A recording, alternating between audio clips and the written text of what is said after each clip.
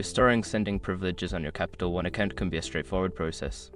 Follow these steps to regain access to your sending capabilities. Step 1. Log into your account.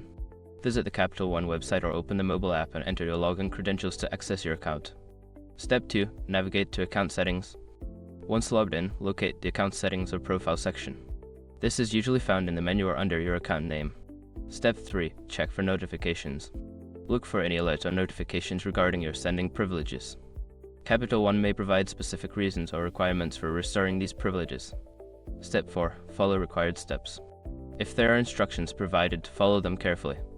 This may include verifying your identity, updating account information, or addressing any outstanding issues. Step 5. Contact customer support. If you are unable to restore your privileges through the online process, reach out to Capital One customer support for assistance. They can provide guidance and help resolve any issues. By following these steps, you should be able to restore your sending privileges on your Capital One account.